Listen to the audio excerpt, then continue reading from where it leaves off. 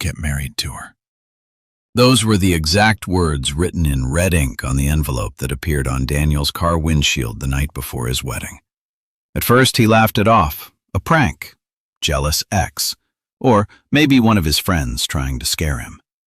But by the end of that week, Daniel would wish he had listened, because some warnings are not meant to be ignored, and some women are not meant to be married. Daniel met Isabella 2 years earlier at a quiet cafe on the outskirts of the city. She was beautiful, the kind of beauty that made people stop mid-conversation just to stare. Long black hair, pale skin, eyes that seemed unusually calm. Too calm. But Daniel didn't notice anything strange. He was completely captivated. Within 3 months, they were inseparable. 6 months later, he proposed. Friends thought it was fast, but Daniel insisted he had found the one. Only one person strongly disagreed: his childhood friend, Marcus. Marcus had met Isabella only once before he pulled Daniel aside and said something strange. "Bro, I can't explain it, but something about her feels wrong." Daniel laughed. "Jealousy is not a good look on you." Marcus never mentioned it again, but the feeling never left him. 3 weeks before the wedding, Daniel received a phone call late at night. The voice on the other side was old, shaky, and terrified. "Cancel the wedding, please." Daniel frowned. Who is this? But the call ended. No explanation, just silence. He assumed it was another prank, until the envelope appeared on his car windshield the night before the wedding. "Don't get married to her." Red ink. No name, no explanation.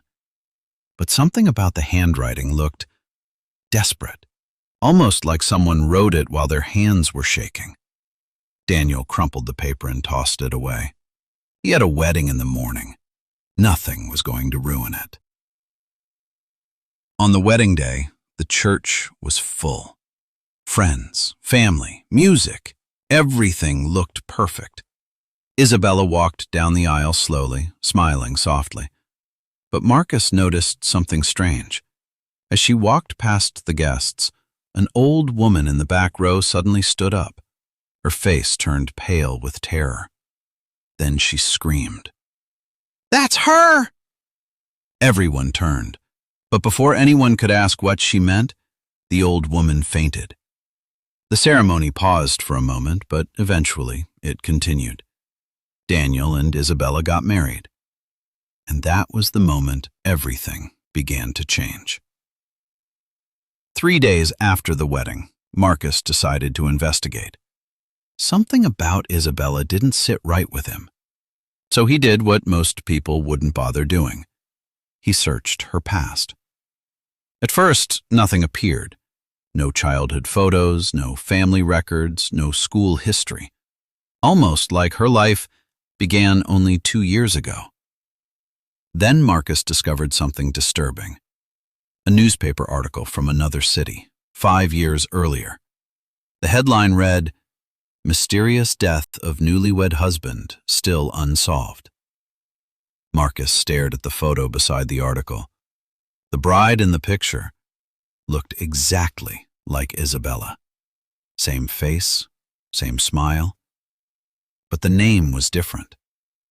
Her name back then was Hava Ricky.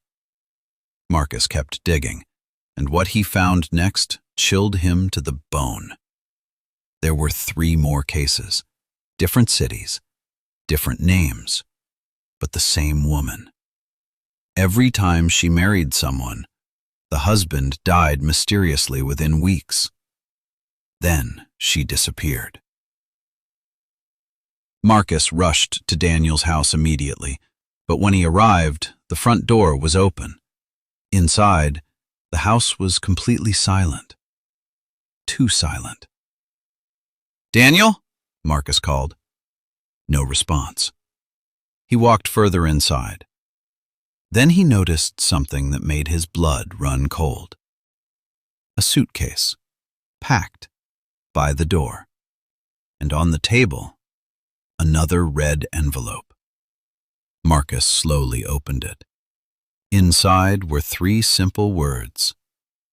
You were warned. Marcus ran upstairs, but the bedroom was empty.